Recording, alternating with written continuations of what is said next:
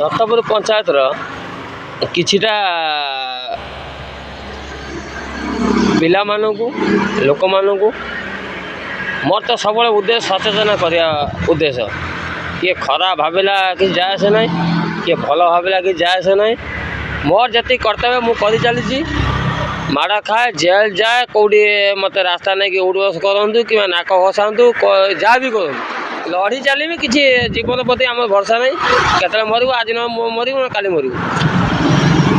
ଲୋକଙ୍କ ଯେଉଁଟା ହକ୍ ପାଇଁ ଆମେ ଲଢ଼ୁଛୁ, ଆମ ନିଜ ପାଇଁ ଲଢ଼ୁନୁ, କହିପାରିବ ବ୍ୟକ୍ତିଗତ ପାଇଁ ଲଢ଼ୁଛୁ। ମୋର ଗୋଟିଏ ପ୍ରଶ୍ନ, ସବୁବେଳେ ପ୍ରଶ୍ନ ରହେ, ଆନ୍ସର୍ ଦେବା ଦରକାର। ଆନ୍ସର୍ ତ ଦେଇପାରିବନି, ତଥାପି ଆମେ କହି ଚାଲିବୁ। ତମେ ଯଦି ଗୋଟେ ବାର୍ଥଡେର ଗୋଟେ ଯଦି ତମେ ଲାଇକ୍ କରିପାରୁଛ, ମିଲୁକୁ ଲାଇକ୍ କରିପାରୁଛ, କିମ୍ବା ଟୁକୁନା ମହାନ୍ତିକି ଲାଇକ୍ କରିପାରୁଛ, କିମ୍ବା ଲିପାକୁ ଲାଇକ୍ କରିପାରୁଛ, ଯେଉଁ ଗାଁ ପିଲା ଗାଁ ଲୋକ ଆଜି ବାଧ୍ୟ ହେଉଛି କାହିଁକି ନାଁ ଧରିକି କହିବା ପାଇଁ, କାହିଁ ବାଧ୍ୟ ହେଉଛି? ସମସ୍ତେ ମନା କରୁଛନ୍ତି, ମୋ ସାହି ଭାଇ ଗାଁ ଲୋକ ସବୁ ବିରୋଧ କରୁଛନ୍ତି, ନାଁ ଧରି କାହାର କହିବୁନୁ। ମୁଁ ବାଧ୍ୟ ହେଉଛି କହିବା ପାଇଁ। କାହିଁ କହିବୁନୁ?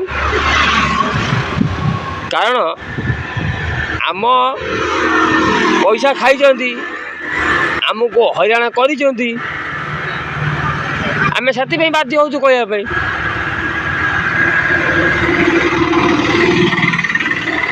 ଆପଣମାନେ କହିଲେ ଆମକୁ ହଇରାଣ କରୁନାହାନ୍ତି? ଖେଳ ପଡ଼ିଆ ପଇସା 2 ଲକ୍ଷ ଟଙ୍କା ଖାଇନାହାନ୍ତି? କୁହନ୍ତୁ। ଆଜି ଛୋଟ ପିଲା ଖେଳ ପଡ଼ିଆ କରୁଛନ୍ତି, କେତେ ଗାଁରୁ ଆସୁଛନ୍ତି, କେତେ ପଞ୍ଚାୟତ ଲୋକ ଆସୁଛନ୍ତି, କେତେ ଜିଲ୍ଲାରୁ ଆସୁଛନ୍ତି ଖେଳିବା ପାଇଁ। ଏଠି ପଡ଼ିଆର ଅବସ୍ଥା କ'ଣ ଦେଖୁଛନ୍ତି? ସରକାର ତ ସେମାନେ ମନେ ମନେ ଭାବୁଥିବେ ଏଠି ମିନି ଷ୍ଟାଡ଼ିୟମ୍ ପାଇଁ ସ୍ୱପ୍ନ ଦେଖୁଥିଲେ, ମିନି ଷ୍ଟାଡ଼ିୟମ୍ ପାଇଁ ସ୍ୱପ୍ନ ଦେଖୁଥିଲେ। ସେ ପଇସାକୁ କେଉଁ ଶଳା ଖାଇଲା, କେଉଁ ମାଦୁରୁ ଖାଇଲା, ସେମାନେ ଭାବୁଥିବେ। ଆମେ କହିବୁନୁ କେଉଁମାନେ ଖାଇଛନ୍ତି। ଆମେ ନାଁ ତ କହୁଛୁ। ଟୁକୁନା ମହାନ୍ତି ମୋତେ କହିଲା 30,000 ଟଙ୍କା ତ ଭାଇକି ଦେଇଦେଉଛି। ମୁଁ ମୋ ଭାଇ କ'ଣ ଦେବୁ ଭାଇ? ମୁଁ ବି ସେତେବେଳେ କହିଥିଲି ତୁ ଦେଇଦେ, ତ ମିଲୁ ହାତକୁ ଦେଇଦେ କି ଦୀପା ହାତକୁ ଦେଇଦେ, ଏ କଥା କହିଥିଲି। ଟୁକୁନା ମହାନ୍ତି ଯାଇକି ପଚାରନ୍ତୁ, ନ ପଚାରିଥିବ ସବୁ ପ୍ରମାଣ ହେବ। ସାମ୍ନାରେ ଫେସ୍ ଟୁ ଗୋପୀନାଥ ବାଡ଼ିକି ପଳେଇ ଆମେ ଫେସ୍ ଟୁ ଫେସ୍ ହେବା ଇଲେକ୍ସନ୍ ଟାଇମ୍ର। ମୁଁ ବି ମୋ ସାନ ଭାଇକି ଫୋନ୍ କରିଥିଲି, ତୁ ଯେମିତି ସେ ପଇସା ନ ଧରୁ, ତୁ ଖେଳରେ ହେଡ଼ ହେଇପାରିବୁ, ନହେଲେ ମୁଁ ବି ମାନିବିନି ତୁ ମୋର ସାନ ଭାଇ ବୋଲି। ମୁଁ ବି ଭାବିବିନି ଯେ ତୁ ମୋର ସାନ ଭାଇ ବୋଲି। ଏକଥା ବି ତାକୁ କହିଥିଲି। ସିଏ ଯେହେତୁ ଏକଥା ମାନିକି ପଇସା ଧରିଥିଲା, ମୁଁ ବି କହିଥିଲି ତ ଦୀପାକୁ ଦେଇଦେ, କିମ୍ବା ତୁମର ବନ୍ଧୁବାନ୍ଧବ ଲୋକ ଦୀପା ଆଉ ପ୍ଲସ୍ ମିଲୁକୁ ଦେଇଦେ, ସେଇମାନେ ପଇସା ଦିଅନ୍ତୁ। ତାପରେ ମୋ ଭାଇକି ଦେଇଦେନି। ମୋ ଭାଇ ବି ଆନ୍ସର୍ ଦେଇଥିଲା ମୋତେ। ସେ ତ ଖାଇଦେଲେ ଯାହା ଦେଉଛନ୍ତି ତା ଦେଇଦେଲେ, ଆମେ କିଛିଟା କାମରେ ଲାଗିଯିବ। ମୁଁ ନା, ତୋର ମୂର୍ଖ, ତୁ ପାଠରେ ସିନା ପଢ଼ିଛୁ, ତୋ ମୂର୍ଖ ବୁଦ୍ଧି। 2 ଲକ୍ଷ ଟଙ୍କା, ଏଫାକ 1,25,000, 3,25,000 ଟଙ୍କା। ମୋତେ ବୁଝେଇଥିଲା ଟୁକୁନା ମହାନ୍ତି କ'ଣ ତୁମର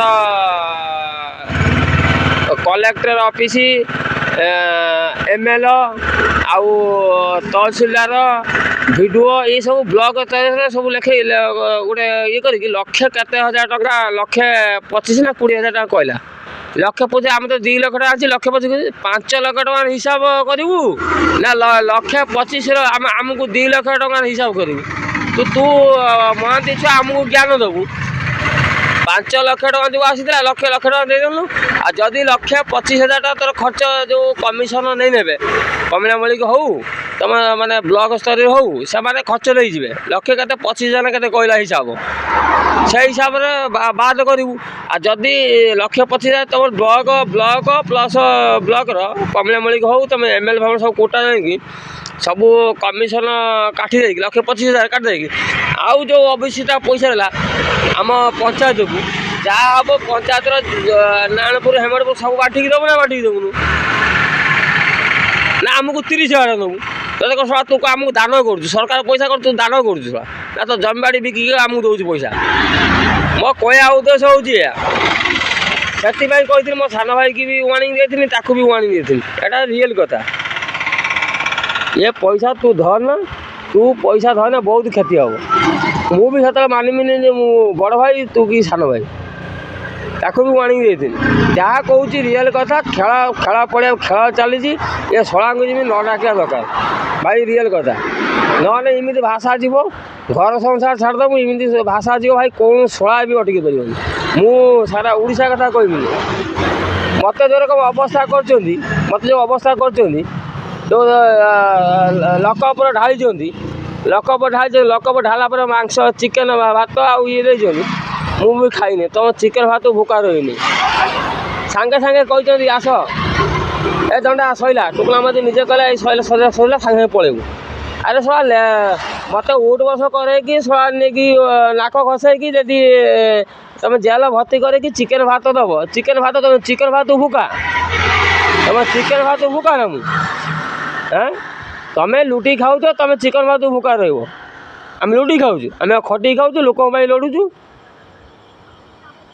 ଲୋକଙ୍କ ପାଇଁ ଆମେ ଲଢ଼ୁଛୁ। ଲୋକଙ୍କ ପାଇଁ ଯଦି ମାଡ଼ ଖାଉ, ଜୀବନ ଚାଲିଯାଏ, କିଛି ପରବାହ ପଡ଼ିବନି। ତମର ସିନା ଆଇନ ଥିଲା, ସେଥିପାଇଁ ଆମେ କୌଣସି କେସ୍ ବି କରୁନୁ।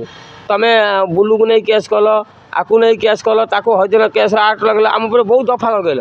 ଆମେ କିଛି କେସ୍ କରୁନୁ। ମୋ ବାପା ବି ଦେଲେ, ଆମ ଛୋଟ ଭିତରକୁ ଯିବା ବି ଦରକାର ନୁହଁ। ଆମେ କେମିତି ପୁଅଟା ପଳେଇ ଆସୁ, ଏଇ ଉଦ୍ଦେଶ୍ୟର ମାନେ ମ୍ୟୁଚୁଆଲ୍ ହେଇକି ଆମେ ଆସିନୁ। ମୋର ଉଦ୍ଦେଶ୍ୟ ନୁହଁ ଯେ ମୁଁ ଝୁଲା ଭିତରୁ ଯିବି। ଖାଲି ବାପ ମା ପାଇଁ ଆମେ ଚୁପ୍ ହେଇକି ରହୁଛୁ, ଭାଇ ପାଇଁ ଚୁପ୍ ହେଇକି ରହୁଛୁ। ତ ଭାବନା ଯେ ଆମେ କମଜୋରି ବୋଲିକି କେଉଁ ଶଳା ସାହି ପଡ଼ିଶା ଇଏ ଆମକୁ ସପୋର୍ଟ କରିନଥିଲେ। ତମ ସପୋର୍ଟ ଥିଲେ ବି ଆମେ କିଛି ପରବାହ ପଡ଼ିନଥାନ୍ତା। କାହିଁକି ଗୋଟି ସାହି ପଡ଼ିଶା ଭିତରେ କୁହାଯିବ, ସମସ୍ତେ ଗୁଇବ ଖୋଲିମ୍, ସମ୍ୟକ ଅପେକ୍ଷା ପୁରା ସତସତ ଏବେ ପୁରା ଖୋଲିମୁ, ଟାଇମ୍ ଆସିବ ଖୋଲିମୁ। ଭିଡ଼ିଓ ବଡ଼ ହେଇଯାଉଛି। ଏ ଭିଡ଼ିଓ କ'ଣ ସମସ୍ତେ ପୁରା ଦେଖିପାରିବେ? ପୁରା ଦେଖିପାରିବନି। ଯେତିକି ହେଉଛି ପୁରା ଦେଖ, ଆନ୍ସର୍ ଆହୁରି ବହୁତ ଅଛି।